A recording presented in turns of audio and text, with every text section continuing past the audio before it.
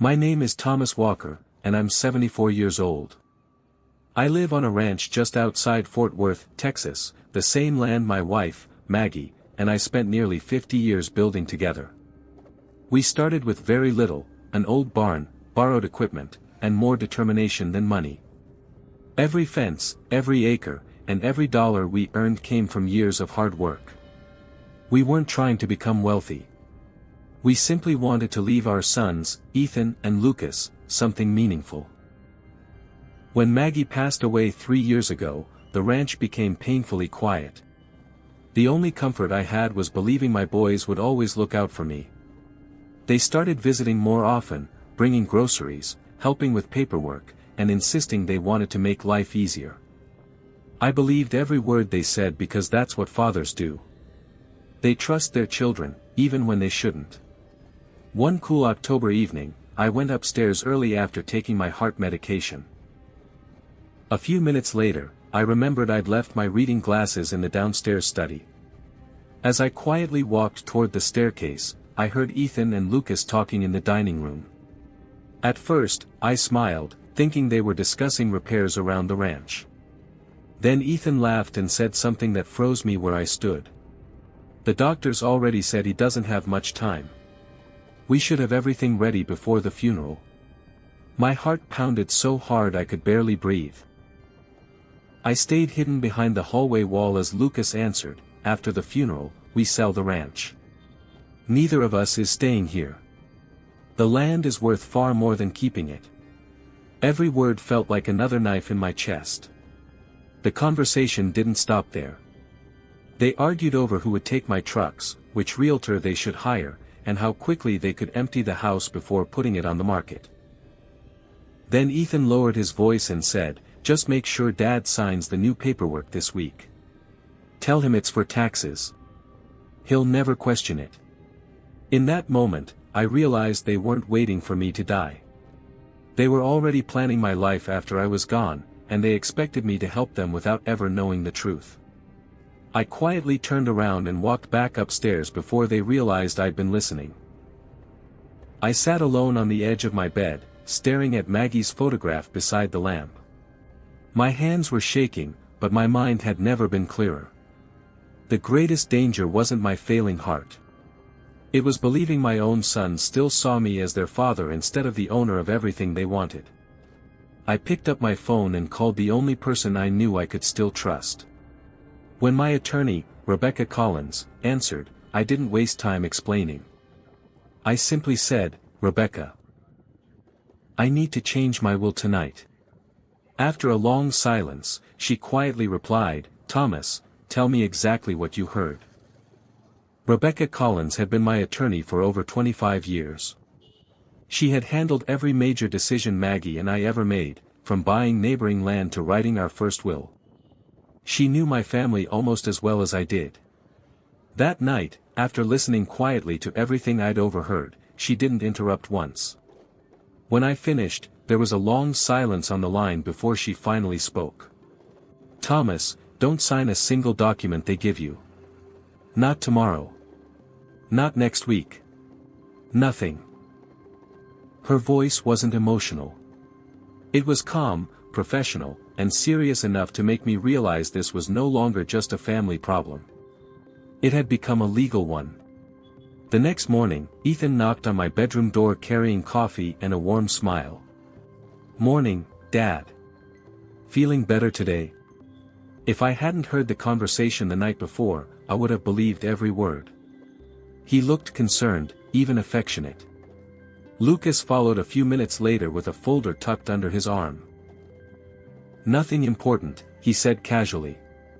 "Just a few tax papers Rebecca suggested we update before the end of the year." I almost laughed. They were using my own attorney's name without knowing I'd already spoken to her. I looked at the folder but never reached for it. Instead, I smiled and said my vision was blurry because of my medication. "Leave it on the table," I told them. "I'll look at it later." I watched disappointment flash across Ethan's face for only a second before he covered it with another fake smile. They exchanged a quick glance, the kind people make when a plan doesn't go exactly the way they expected. For the rest of the morning, they acted unusually helpful. They fixed a loose fence, cleaned the garage, and kept asking if I needed anything. Every act of kindness suddenly felt rehearsed. Every smile looked like part of a performance. For years I believed they were taking care of me because they loved me. Now I wondered if they were simply protecting an investment. That afternoon, Rebecca arrived at the ranch without telling my sons. We met inside the old equipment barn where Maggie and I used to hide Christmas presents from the boys when they were little. Strange how life brings you back to the same places for completely different reasons. Rebecca opened her briefcase and placed a thick folder on the workbench. "Thomas," she said, "before we change anything, there's something you need to see." She slid several photocopied documents toward me. My name was printed across every page, but I had never seen any of them before. At the bottom of one document was a signature that looked almost identical to mine. I stared at it for several seconds before looking back at Rebecca.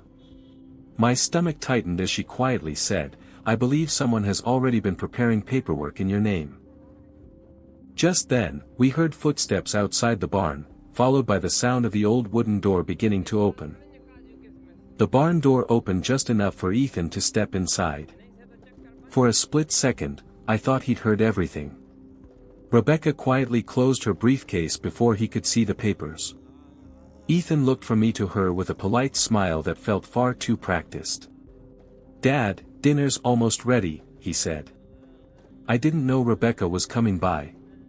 Rebecca answered before I could speak. "Thomas had a few questions about property taxes. We were just finishing." Ethan nodded, but his eyes stayed on the briefcase a little longer than they should have. Then he smiled again and walked back toward the house. Only after the sound of his truck keys disappeared did either of us breathe normally. Rebecca reopened the briefcase and slid the copied documents across the old workbench. "Look carefully," she whispered. At first, I thought they were legitimate.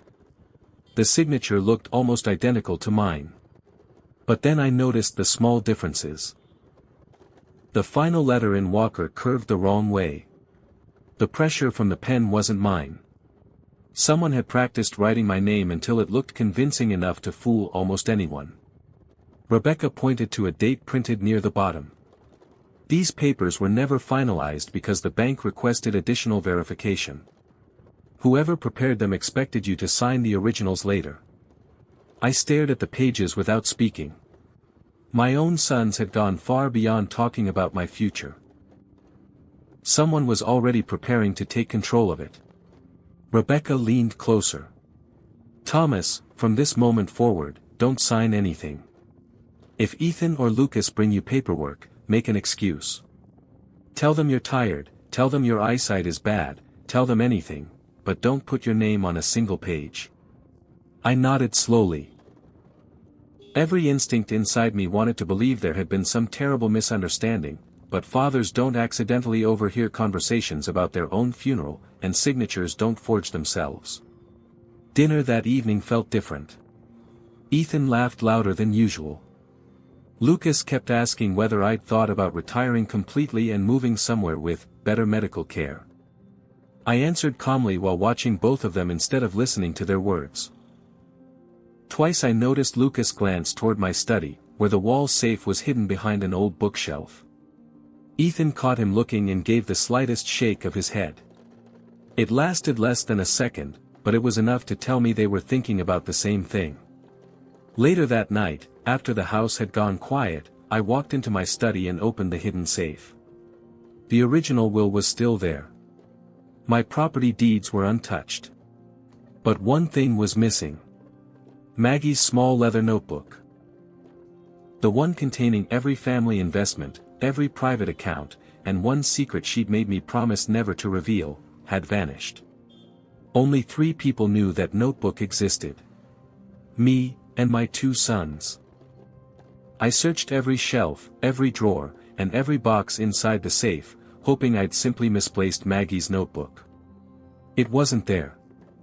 That little brown leather journal wasn't valuable because of money. It contained handwritten notes Maggie had kept for years, private investment records, account numbers, and instructions she wanted me to follow only if something happened to both of us. She trusted almost no one with that information. The fact that it had disappeared without any sign of forced entry meant one thing. Whoever took it already knew exactly where to look. The next morning, I acted as though nothing had happened. Ethan made breakfast while Lucas offered to drive me into town for a doctor's appointment. Their kindness felt almost perfect, almost rehearsed. During the drive, Lucas casually asked, "Dad, have you ever thought about simplifying everything? The ranch is a lot for one person to manage." I smiled and shrugged. "Maybe someday." He seemed disappointed that I didn't say more. Instead of continuing the conversation, he turned on the radio, but I could see him watching me in the rearview mirror every few minutes, waiting for me to reveal something. After the appointment, I called Rebecca from the parking lot. I told her about Maggie's missing notebook. She went completely silent before saying, "Thomas, if that journal contains what you told me years ago, your sons may be looking for more than the ranch." She asked me one question that stayed with me all afternoon. "Has anyone besides Maggie ever known about the second account?" My stomach tightened. I'd only mentioned that account once, nearly 15 years earlier, during a family dinner when I thought my sons weren't paying attention. Apparently, I had been wrong. That evening, I returned home earlier than expected. As I walked toward my study, I noticed the door wasn't fully closed. I was certain I'd locked it before leaving. I stepped inside without making a sound. Nothing looked disturbed at first, but one desk drawer was slightly open. Whoever had searched the room had been careful, just not careful enough. I quietly closed the drawer and walked back into the hallway before anyone saw me.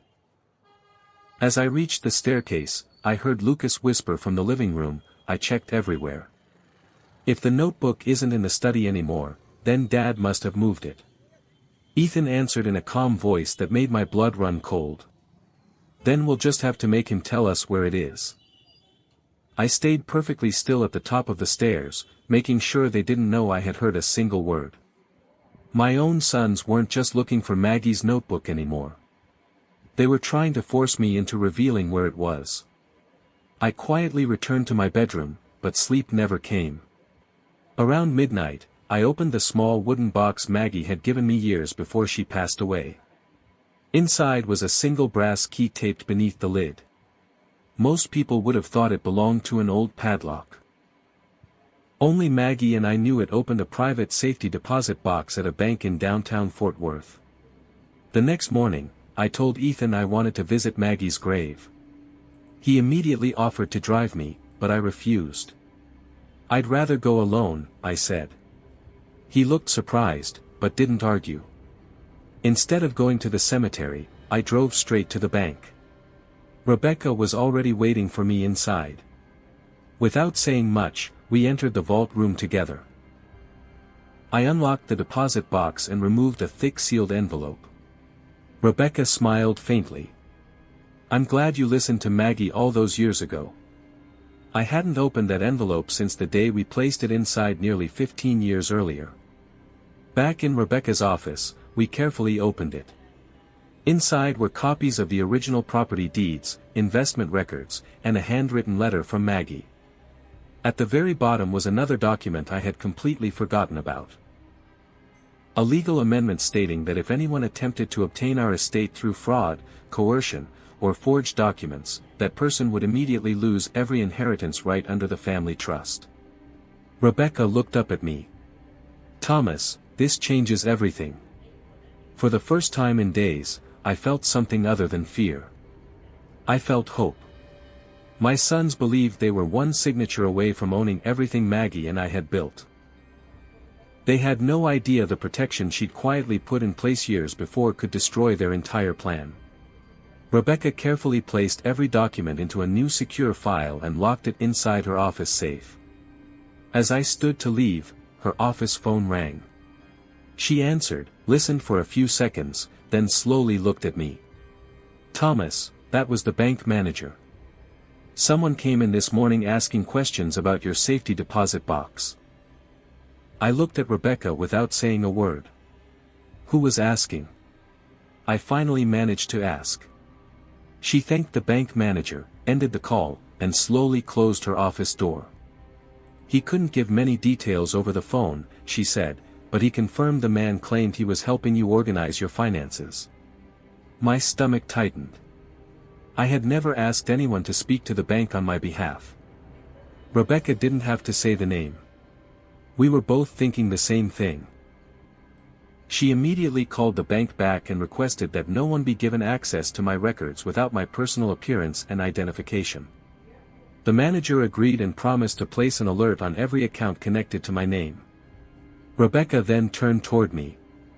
Thomas, your sons are moving faster than we expected. They're trying to find out what assets you still control. I nodded quietly. The conversation I'd overheard about my funeral had only been the beginning. Now they were actively searching for everything Maggie and I had spent a lifetime building. When I returned to the ranch that afternoon, Ethan was waiting on the front porch with 2 cups of coffee. He smiled as though nothing had happened. Dad, where'd you disappear to? We were worried.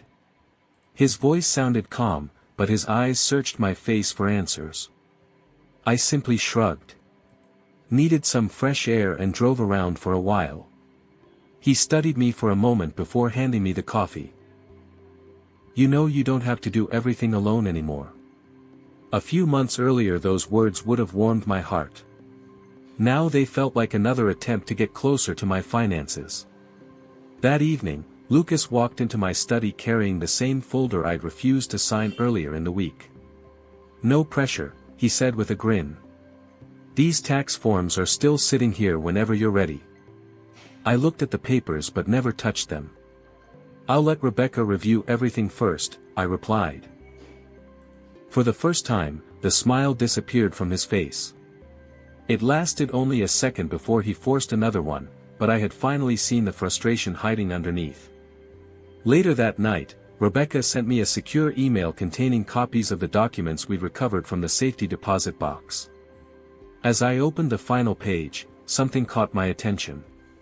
Tucked behind Maggie's handwritten letter was a single folded note in her handwriting. Across the front, she had written only one sentence. Thomas, if our sons ever choose money over family, open this immediately, but never let them read it first.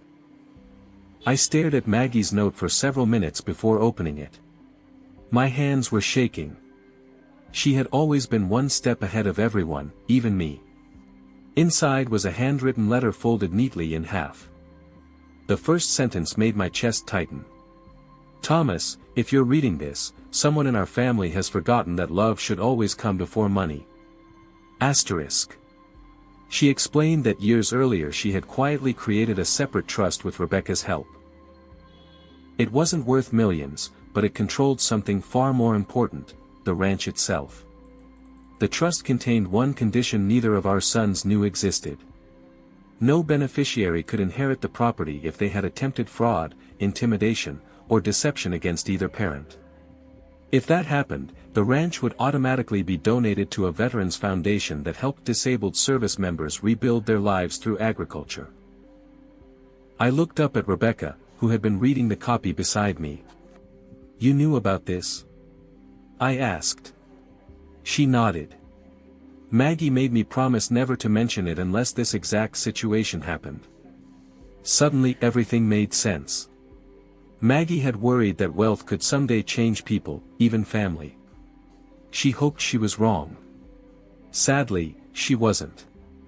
When I returned home that evening, Ethan greeted me with unusual excitement. Dad, great news, he said. A developer wants to make an offer on the ranch. We should at least hear them out. I pretended to think about it before answering, maybe, after I speak with Rebecca. His smile faded for a moment. Why does everything have to go through your lawyer? He asked. I simply looked at him and said, because that's what your mother always wanted. That night, after everyone went to bed, I received a security alert on my phone. Someone had entered the wrong combination into the keypad protecting my home office, 3 different times. I quietly walked downstairs, careful not to make a sound. The hallway was dark, but a thin beam of light was shining from underneath the study door. Someone was inside. And the door was slowly beginning to open from the inside. I stepped back into the shadows just as the study door opened. Lucas walked out first, carrying a flashlight. Ethan followed, quietly locking the door behind him. They never noticed me standing at the end of the hallway. Lucas sounded frustrated. "It's not here. I searched every drawer." Ethan shook his head. "Then Dad moved it after we looked the first time. He's starting to suspect something." Those words confirmed what I had feared all along. They hadn't stumbled into greed overnight. They had already searched my office once before. I stayed hidden until they disappeared upstairs. The moment the house became quiet again, I unlocked the study and walked inside. Everything looked normal, but years of living in that room had taught me to notice the smallest changes. A framed photo of Maggie had been moved a few inches. One of my desk drawers wasn't fully closed. The rug beneath the bookshelf had fresh marks where someone had dragged it across the floor. They had searched carefully, but not carefully enough. They were desperate. The next morning, I drove straight to Rebecca's office. After hearing what had happened, she didn't seem surprised. Instead, she handed me a small recording device. "Keep this with you," she said. "Don't accuse anyone. Let them talk. If they're willing to pressure you into signing documents or admitting where your assets are, we need proof." I slipped the recorder into my shirt pocket. I never imagined I'd need evidence against my own children, but this was no longer about emotions. It was about protecting everything Maggie and I had spent our lives building. That evening, Ethan asked if we could have a private conversation on the back porch. His voice was calm, almost caring. He placed a folder on the table and smiled. "Dad, you've worked hard enough. Let us handle everything now. All we need is your signature, and life will be much easier for you." I looked down at the papers but didn't touch them. Then he quietly added something that sent a chill through my body. "You don't want to leave us with a legal mess after you're gone, do you?" The recorder in my pocket captured every single word. I looked Ethan straight in the eyes but kept my expression calm. "I'll think about it," I said as I pushed the folder back across the table. He smiled, believing he was finally making progress.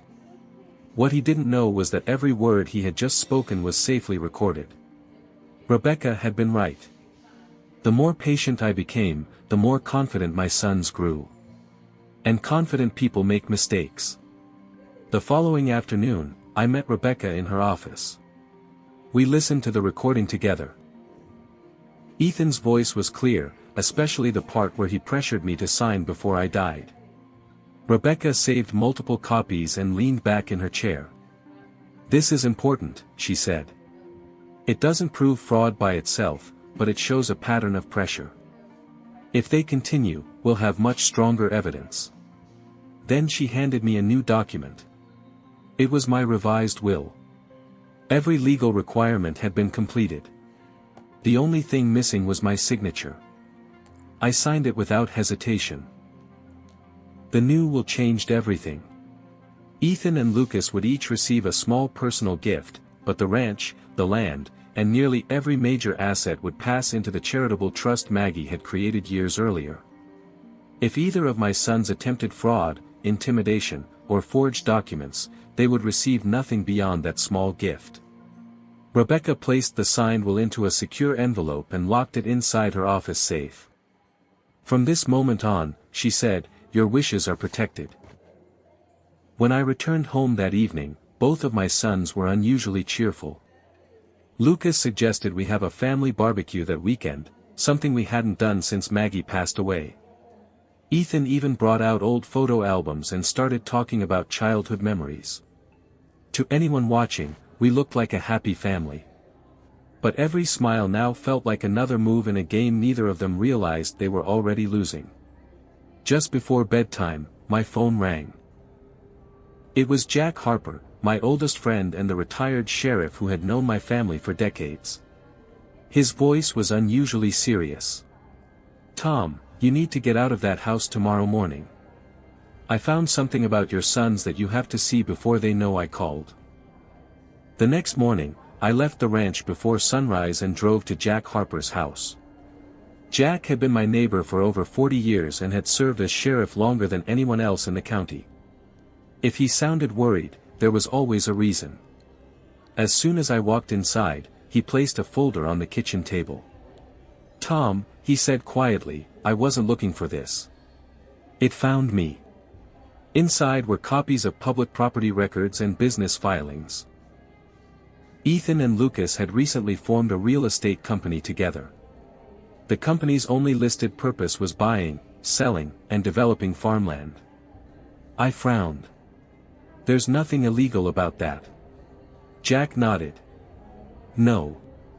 But look at the dates. The company had been created almost 6 months before I overheard them planning my funeral. That meant they weren't making decisions after believing my health was getting worse. They had been preparing long before that conversation ever happened." Rebecca arrived a few minutes later and reviewed every document. She looked at me and quietly said, "This shows planning. They expected to control the ranch long before you agreed to sell anything." On my drive home, I couldn't stop thinking about Maggie. She always believed that character revealed itself when money entered the room. I used to argue with her. I wanted to believe our boys were different. Now I wished she had been wrong. That evening, Ethan knocked on my bedroom door. "Dad, Lucas and I have a surprise for you tomorrow. We think it's time the family celebrated together again." His smile looked genuine, but I no longer trusted appearances. After he left, Rebecca called with one final piece of advice. "Go to the dinner," she said. "But don't eat until I arrive." I looked out the bedroom window toward the lights glowing inside the house. For the first time in my life, I was afraid of sitting at my own family's dinner table. The following evening, I walked into the dining room a few minutes before sunset. The table was decorated better than it had been in years.